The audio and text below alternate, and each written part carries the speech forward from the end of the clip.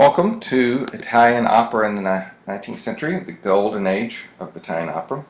This period, 1815 to 1925, encompasses essentially the heyday of Rossini through to the death of Puccini around 1924.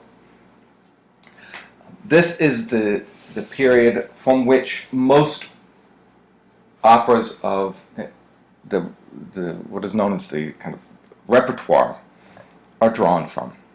So we're spending quite a bit of time on.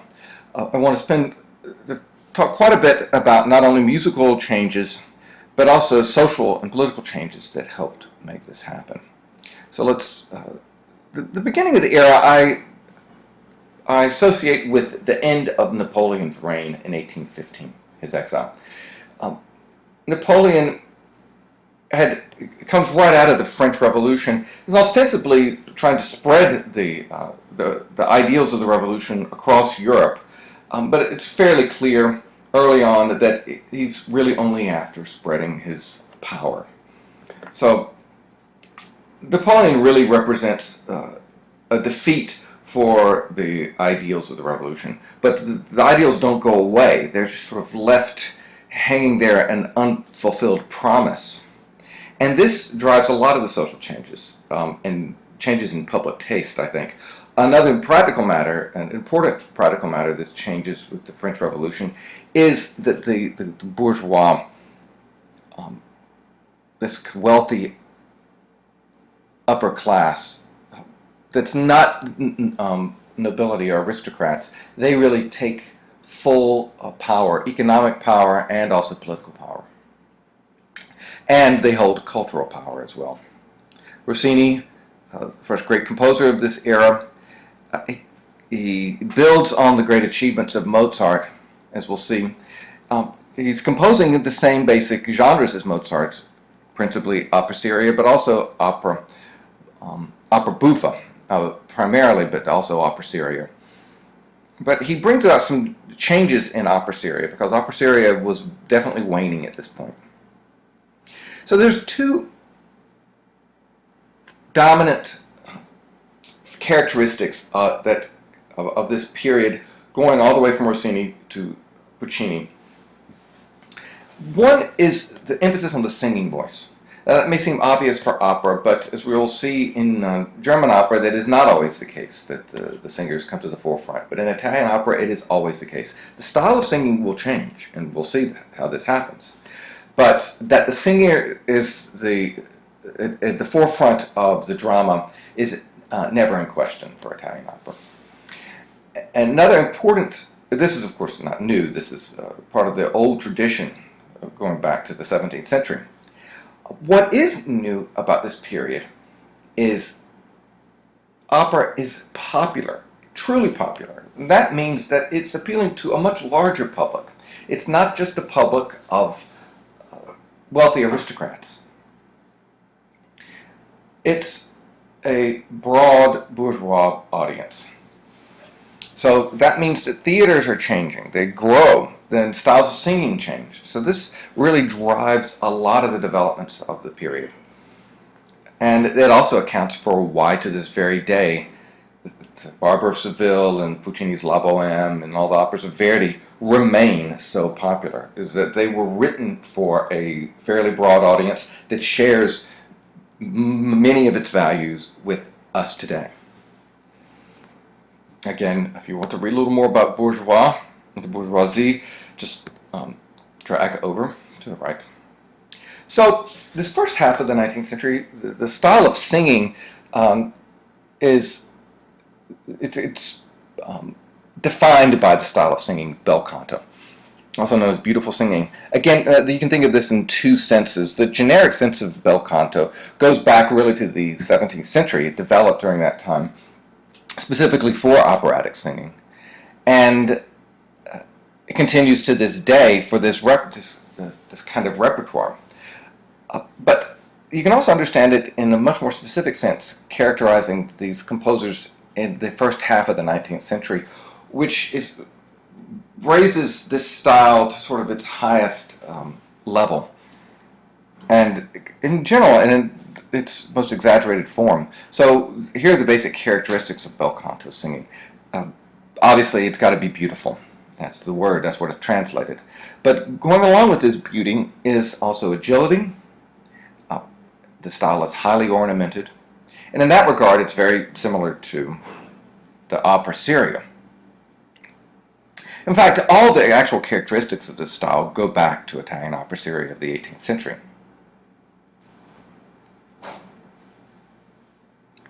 The dominant composers after Rossini are Bellini and Donizetti, a slightly younger generation.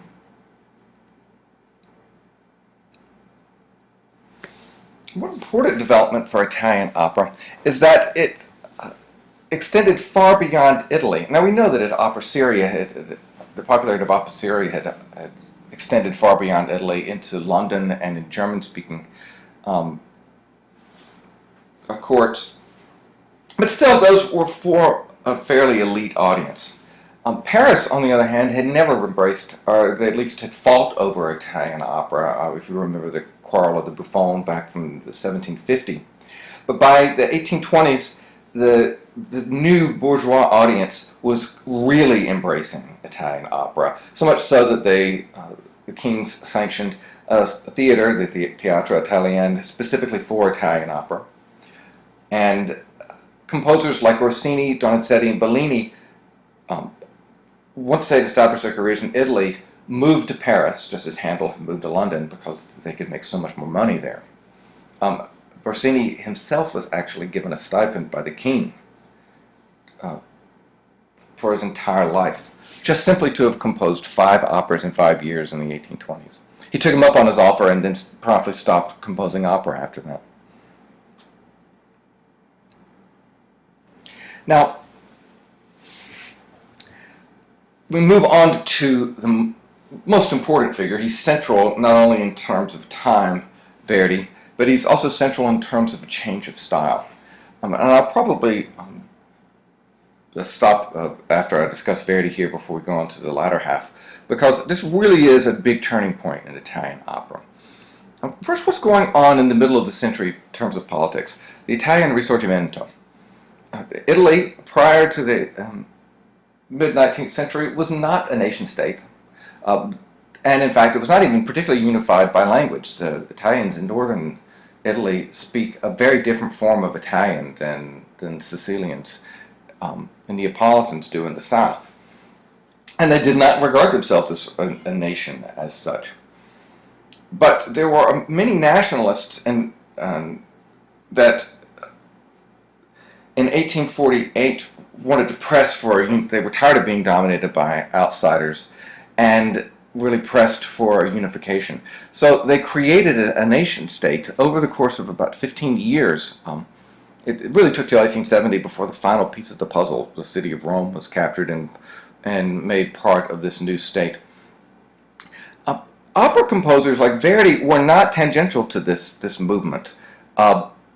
Verdi, in fact, took an active role in politics for a while. He was named as the first Chamber of Deputies, but he was also a cultural focal point. The process of creating the state of Italy was not just simply putting together territory.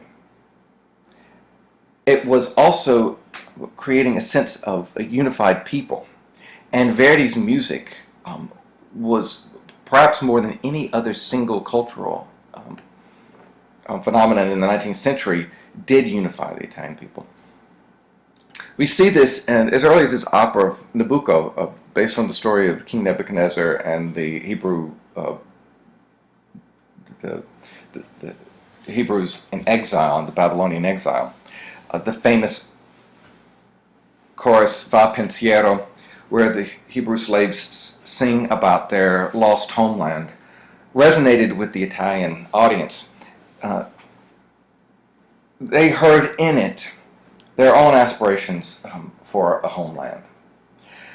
Now, whether Verdi meant this or not at the time, it was later taken up and made sort of a political touchstone. And to this day, it's still a sort of an unofficial Italian national anthem.